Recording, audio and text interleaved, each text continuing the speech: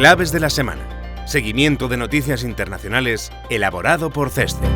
Saludos, estas son las noticias clave de la semana. Rearme mundial, el gasto militar aumenta hasta los 2,4 billones de euros. Alerta sobre el retroceso generalizado de los derechos humanos en América. Hablamos también del acuerdo comercial provisional entre China y Estados Unidos. Más asuntos. Alto el fuego entre India y Pakistán, tras una semana de intenso enfrentamiento militar. En Turquía, el Partido de los Trabajadores del Kurdistán anuncia su disolución. También habrá alto el fuego entre Estados Unidos y la milicia hutí en Yemen. En Mali, la Junta Militar prohíbe todas las actividades políticas. Londres alcanza su primer acuerdo comercial con Estados Unidos de la era Trump. Y terminamos hablándoles del nuevo canciller de Alemania.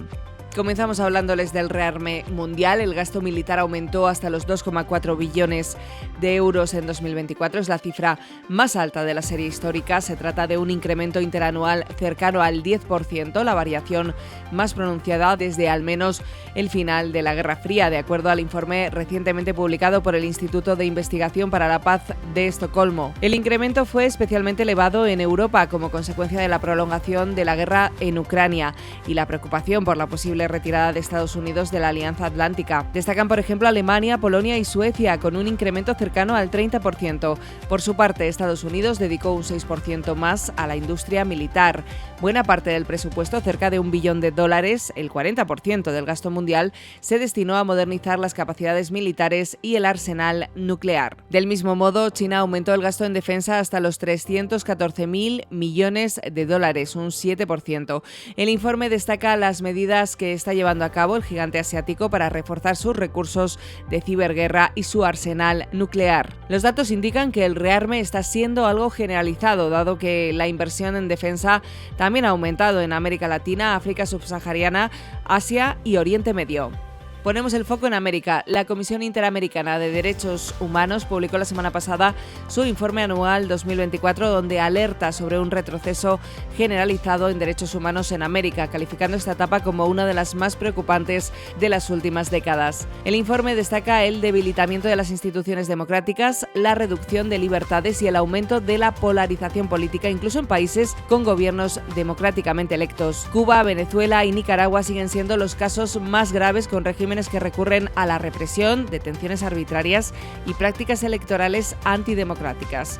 En particular, la Comisión Interamericana de Derechos Humanos denuncia que las elecciones venezolanas de 2024 se realizaron en un contexto que vulneró el orden constitucional. También expresa alarma por la situación de El Salvador, marcada por el uso desmedido del estado de excepción y graves violaciones a los derechos de las personas detenidas. Estados Unidos tampoco escapa a las críticas, especialmente por sus políticas migratorias restrictivas y las expulsiones sin garantías mínimas. En el lado positivo, el informe reconoce algunos avances. Guatemala muestra una apertura inicial tras la llegada de Bernardo Arévalo, quien ha permitido las visitas de la comisión, aunque persisten preocupaciones estructurales. Esta Comisión Interamericana de Derechos Humanos subraya que estos retrocesos se agravan por el debilitamiento de los foros multilaterales y del derecho internacional, lo que limita la respuesta de la comunidad internacional.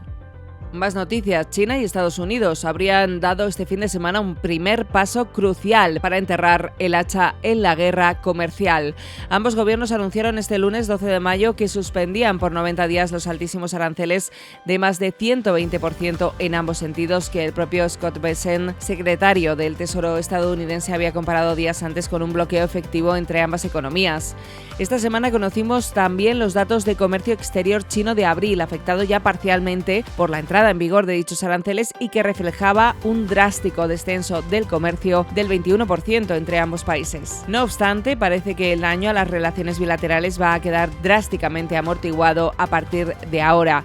Tras la reducción anunciada, los aranceles estadounidenses sobre los productos chinos son ahora del 30% y los aranceles chinos sobre los productos estadounidenses del 10% durante un periodo de 90 días. Se espera conocer más detalles sobre su impacto en determinados sectores a lo largo de los próximos días. Este acuerdo supone una reducción significativa de las tensiones comerciales y es también una señal muy positiva de cara al resto de países que están en conversaciones con Estados Unidos para renegociar los llamados aranceles recíprocos. Los mercados financieros celebraron de inmediato con fuertes subidas el anuncio, mientras que el dólar y las materias primas se apreciaban, recuperando parte del terreno perdido los últimos meses. Les hablamos ahora de la situación entre India y Pakistán. La semana pasada, India y Pakistán vivieron su enfrentamiento militar más intenso en casi 3 décadas, con ataques de drones y misiles, fuego de artillería y atentados contra instalaciones militares en Jammu y Cachemira. La escalada se produjo, tal y como ya informamos, tras el atentado del pasado 22 de abril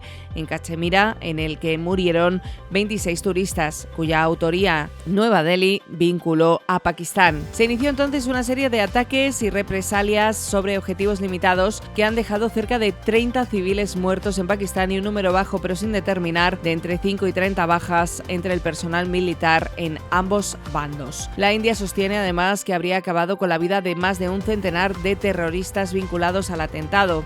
Afortunadamente, el pasado 10 de mayo ambos gobiernos anunciaron un alto el fuego y el inicio de un proceso de negociación más amplio que incluirá no solo el terrorismo transfronterizo, sino la situación de Cachemira y la reanudación del Tratado de las Aguas del Indo, suspendido por la India tras los atentados. El alto el fuego habría contado con la mediación diplomática de Estados Unidos, si bien tanto Nueva Delhi como Islamabad restaron posteriormente importancia al papel jugado por la administración Trump. A pesar del acuerdo, la situación sigue siendo de alto riesgo. Pocas horas después de la entrada en vigor de la tregua, ambas partes se acusaron mutuamente de violaciones con intercambios de artillería y explosiones en las zonas fronterizas. Cada gobierno culpó al otro de estas infracciones, pero reiteraron su compromiso con el alto el fuego. Nos desplazamos hasta Turquía. El Partido de los Trabajadores del Kurdistán, el grupo considerado terrorista por Ankara, ha anunciado su disolución tras más de 40 años de lucha armada contra el Estado turco. Se trata de un hecho histórico con importantes implicaciones políticas y de seguridad para la región. El grupo había declarado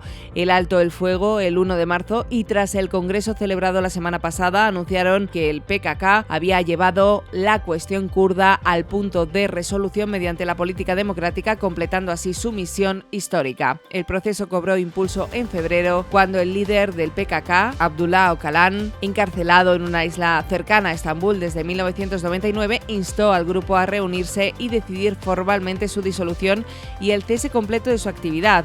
Desde entonces, las negociaciones se han llevado en secreto y no se han revelado las posibles concesiones que el PKK habría obtenido del gobierno. De hecho, aún existen muchas incógnitas acerca de cómo se desarrollará y quién supervisará el proceso, cómo se eliminarán las armas o el destino de los integrantes del Partido de los Trabajadores del Kurdistán. También se plantea la cuestión acerca de si los kurdos, que representan la quinta parte de la población turca, podrán o no obtener el reconocimiento de su cultura en la constitución del país, algo que ya ha pedido el partido prokurdo DEM, el tercero más grande de Turquía. Nos fijamos ahora en el norte de África y concretamente en lo que sucede con las relaciones entre Yemen y Estados Unidos. Estados Unidos y la milicia hutí acordaron el 6 de mayo un alto el fuego. Nuevamente Omán ha ejercido un papel fundamental como mediador. El grupo armado yemení se ha comprometido a cesar sus ataques sobre embarcaciones norteamericanas en el Mar Rojo y en el estrecho de Bab al-Mandab.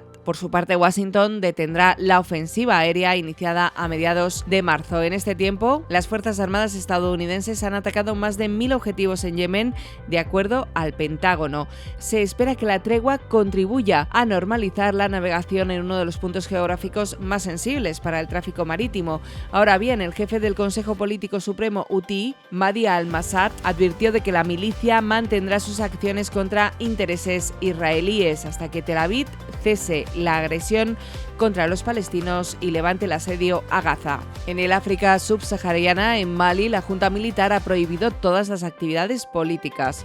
El líder de la Junta Militar que gobierna Mali, Assimi Goïta, ha anunciado la suspensión indefinida de toda actividad política realizada por los partidos domésticos, excusándose en razones de orden público. Se trata de una decisión en respuesta a las inéditas manifestaciones espontáneas que tuvieron lugar el 3 y 4 de mayo en Bamako y a las que estaban convocadas para el 9 de mayo por una coalición de opositores con el fin de protestar en contra de la Junta y de sus planes para retrasar el regreso al orden constitucional. Mali está gobernado por los militares desde 2020, cuando el presidente electo Ibrahim Boubacar Keïta fue derrocado. Los plazos de devolución del poder a los civiles se han incumplido reiteradamente. El pasado 30 de abril, los participantes en el diálogo nacional, boicoteado por la oposición, llamaron a que Goïta permaneciera en el poder y se disolvieran los partidos políticos. Además, miembros del Parlamento Transicional nombrados por la Junta han amenazado con recurrir a la violencia contra los posibles manifestantes. No es la primera vez que las autoridades malienses suspenden la actividad política. En la última, en abril de 2024, la suspensión tuvo una duración de 3 meses, aunque en esta ocasión la tensión política en el país es mucho mayor. No obstante, nos espera una contestación pública de gran calado. En los últimos años han desaparecido múltiples oponentes políticos y críticos del gobierno, sembrando un clima de miedo generalizado. Hablamos ahora del primer acuerdo comercial de Londres con Estados Unidos en esa era Trump. Londres ha alcanzado su primer acuerdo comercial con Estados Unidos desde el anuncio del 2 de abril de los aranceles recíprocos y la posterior pausa de 90 días comunicada el 9 de abril. De acuerdo con el nuevo texto, se mantiene el arancel universal del 10% para la mayoría de las exportaciones de mercancías británicas y se reduce el arancel a las importaciones de automóviles del 25% al 10% para los primeros 100.000 coches británicos vendidos en Estados Unidos anualmente. Las exportaciones de coches británicos en Estados Unidos alcanzaron los 102.000 coches en 2024, equivalente a 12.000 millones de dólares, lo que representa alrededor del 16% de la fabricación de automóviles británicos. No se ha hecho referencia al arancel del 25% para las importaciones de componentes y piezas de los automóviles, mientras que las exportaciones de acero y aluminio británicas estarán libres de aranceles. Ambos han acordado permitir el acceso recíproco al mercado de la carne de vacuno y Estados Unidos ha prometido un trato preferencial para el Reino Unido si Trump impone aranceles más altos a los productos farmacéuticos. Las exportaciones británicas de mercancías a Estados Unidos en 2024 ascendieron a 70.265 millones de euros, un 2,1% del PIB. Terminamos en Alemania, que ya tiene nuevo canciller. El pasado martes 6 de mayo, Friedrich Merz fue elegido nuevo canciller de Alemania en segunda votación tras no alcanzar los 316 apoyos necesarios en la primera ronda. Se trata de la primera vez en la historia política de Alemania que un candidato no consigue la mayoría absoluta en la primera votación, un hecho que muestra la debilidad de la coalición formada por la CDU y el Partido Socialista, que gobernará el país sin una mayoría sólida y con la ultraderecha en auge, con 152 diputados en el Bundestag. Sin embargo, hay motivos para no alarmarse demasiado. En primer lugar, ya se ha aprobado la legislación que marca el cambio de rumbo de la política fiscal alemana, una de las cuestiones más complicadas de la agenda política de Merz. El nuevo gobierno aún tendrá que aprobar nueva legislación para aumentar el gasto, pero la mitad del camino está allanado. Además, la forma de actuar de los parlamentarios díscolos, primero votando en contra para posteriormente votar a favor, sugiere que simplemente aprovecharon la oportunidad para hacer un voto de protesta sin intención alguna de perturbar seriamente el funcionamiento de la nueva coalición. A ello se suma que, a diferencia de la elección del canciller, la mayor parte de la legislación alemana solo requiere el apoyo de una mayoría simple para ser aprobada. Así pues, incluso con los parlamentarios disidentes en contra, el gobierno de Merz cuenta con mayoría suficiente para sacar adelante los paquetes legislativos, lo que refuerza su capacidad de gobernar. Y hasta aquí nuestro repaso de noticias internacionales. Recuerda que puedes consultar más desde el apartado de comunicación Claves de la Semana en nuestra web ceste.com. Hasta la semana que viene.